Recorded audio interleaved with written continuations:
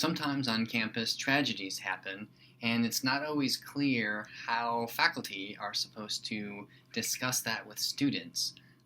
Is it something that should be brought up at all? Should it be ignored?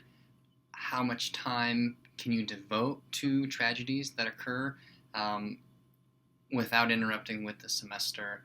These are all the kinds of questions that faculty may face when an event like this happens. So on our campus, we had a student who was found dead in her dorm room over the weekend, and we got a mysterious email from the president explaining that a tragedy had occurred, a student was found dead, and that we would be canceling classes for a couple of days.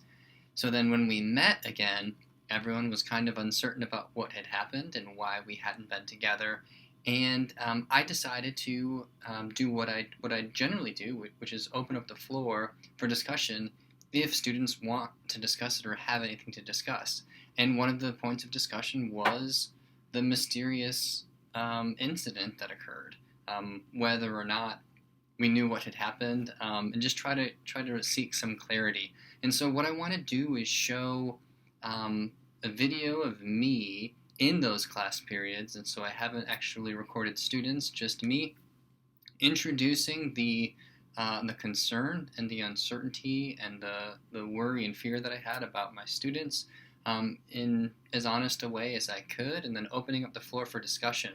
In one of my classes, an advanced research class, it took the entire class period to discuss, and a lot of students shared frustrations with their identities as students. And we spent the entire class period talking about it, and we've actually changed the future of the course. And so we've got 9 or 10 weeks left, and students want to do a research project in the vein of what we discussed. And so that was a surprise, and it was one that I invited. In my other class, a first-year general education psychology course, students didn't have much to say.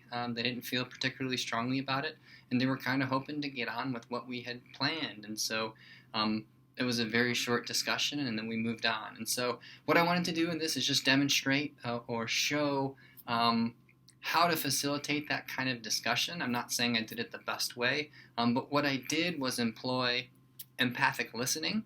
And so when students shared something, what I tried to do is communicate my understanding of what they had said, and then give them an opportunity to correct my understanding. So what that achieves is a deeper understanding of themselves, because they get to hear what they just said from someone else's perspective, and then they can make corrections about it. And you'll see in the advanced research class, students started doing this with each other and responding to each other, which is really cool.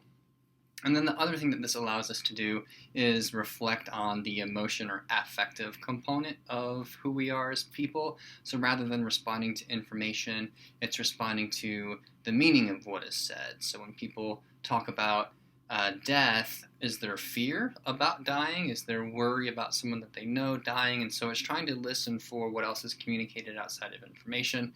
So with that introduction, I'm going to play one of those clips, or I'll play both of them, and then have a little bit of a reflection.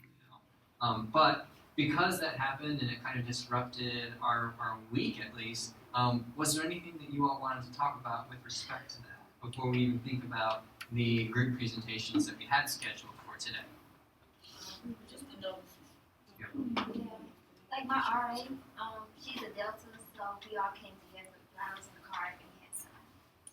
Oh, sweet. So the dorm kind of teamed together. Yeah. It was.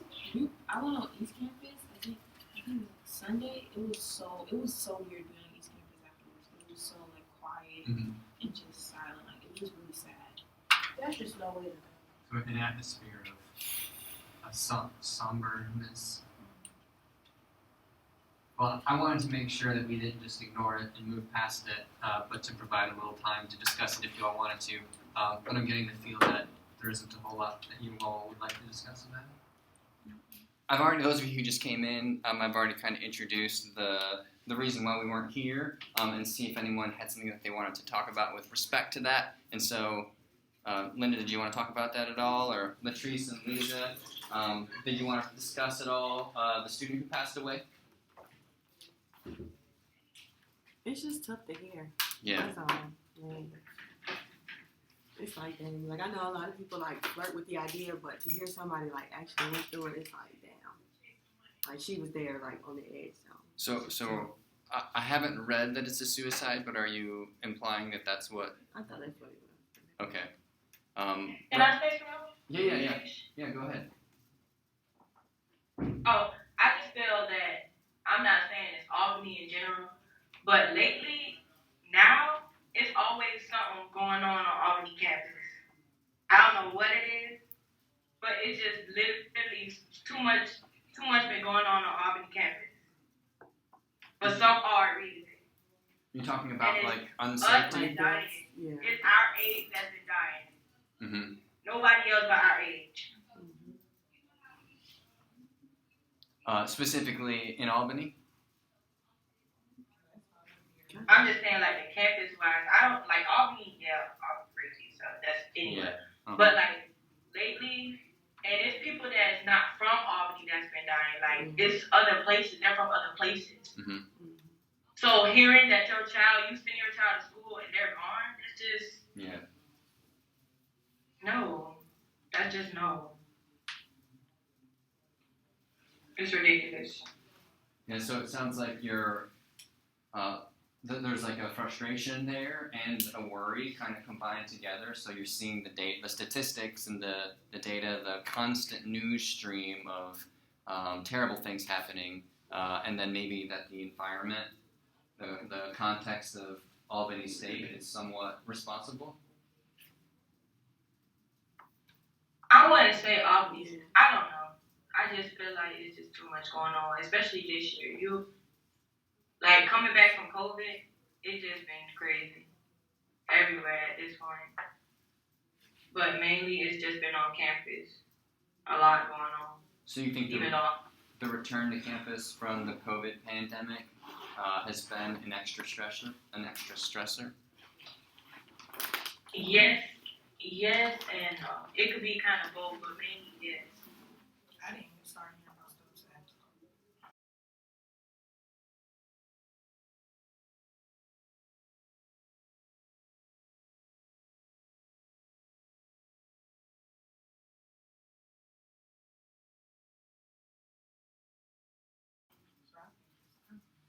Danielle, your hand's up. So the girl that passed away, I was friends with her roommate this semester, and that was the notion that it was a suicide. Yeah. But the real story is she had really bad asthma. So early in the morning, she ended up having a bad asthma attack. Her lungs started restricting. She tried to call 911, and they tried to get somebody out here, but they weren't fast enough. So the thing is, I feel like it's an Albany issue too because she could have been saved, but nobody got here fast enough for her to get saved. Because once you lose like your breath when you have asthma, it's like you only got a couple minutes, and if you don't get in that couple minutes, then it's like you pretty much done for it. So I just feel like they need. I think it's really the police department because police are supposed to be. I ain't saying you're not supposed to be like 5 seconds or a second here, but ideally when we're calling for 911, that means you need to hurry up and come. It shouldn't be taking you an hour, 30 minutes, 5 seconds. For somebody, right we supposed to have we have the police department right. on campus, so for you to be on campus and you still don't come on time, and this ain't the first time that they was called to an incident and they lollygagging. So I just feel like if we have a police department on campus, y'all should be quickly running. Right. They're more concerned with other stuff on campus than I'm trying to figure out what. I'm trying to figure out what else are you concerned about. It's just too many students. Like it's just too many students for them to not be present. Yeah. Like I don't really get that. It's just way too many. Like even though stuff might not happen every night, and we might get maybe like rowdier during like homecoming or something like that, but it's just too many kids here. Too many kids whose families are not here for them to just be like taking like 30 minutes for a phone call. Like what else are you doing now? So I don't even understand why they don't have like a doctor like on. It's just too many kids here. Like it's just an overflow of of students, like even ones who don't stay on campus but who still go here. Like it's So, a college campus, like it should be on, but I don't know, like funded and all that. I guess. so maybe in oversight of resources, That's what I'm saying. maybe under You need to urgency Right. with. You have over 1,000 police officers. Yeah, I mean, I'm why, sorry, why, I'm being realistic. why do You I need to have- notice the police? Like, why do I know them? Why do I know their face? It should be a thing where it's like, oh, we kind of knew. Oh, it's so many of them. Like, I feel safe. Okay, cool. Right. Mhm. You know, that like police if cars we and were on everything, a they're not in there. Atlanta campus, Yeah. I mean, or if we Okay. were in a bigger city or something like that. But I mean, They'll be there.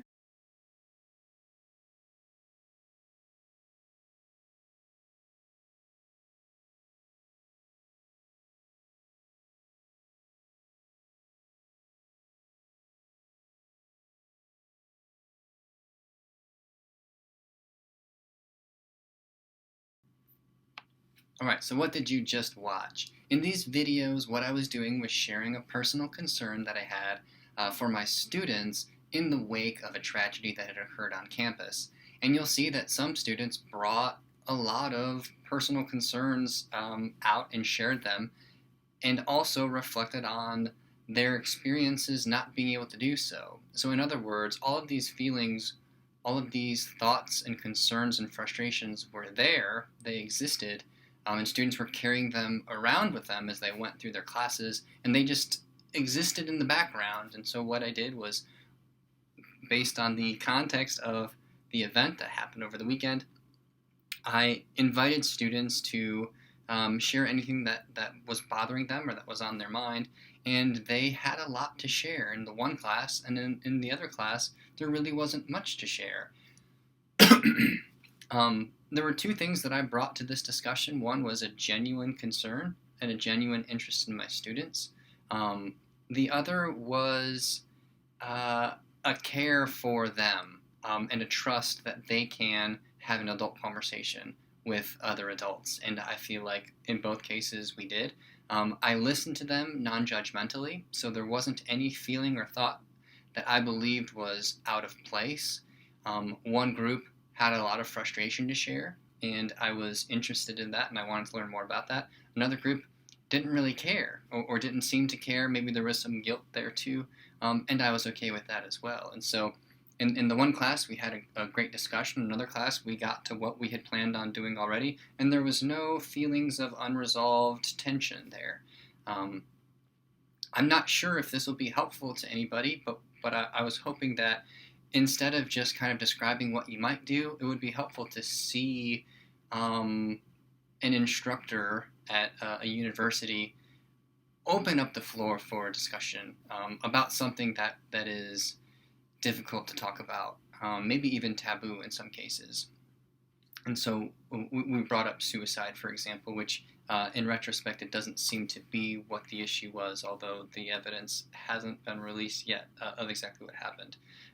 The last thing that I wanted to just reflect on was patience. And so you'll notice I didn't do a lot of talking, especially in the group that had a lot to share. And so what I did was, if I asked a question or if someone shared, I waited.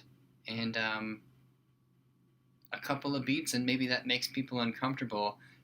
But sometimes people have something to share, and they don't feel an opportunity to share that, or they don't feel like there's enough time or space for them to share that. Some people were very quiet. Some people were very loud. There were a lot of different emotions expressed, and I think giving a little bit of space for that to come out is very useful. So patience, congruence, empathy, and positive regard.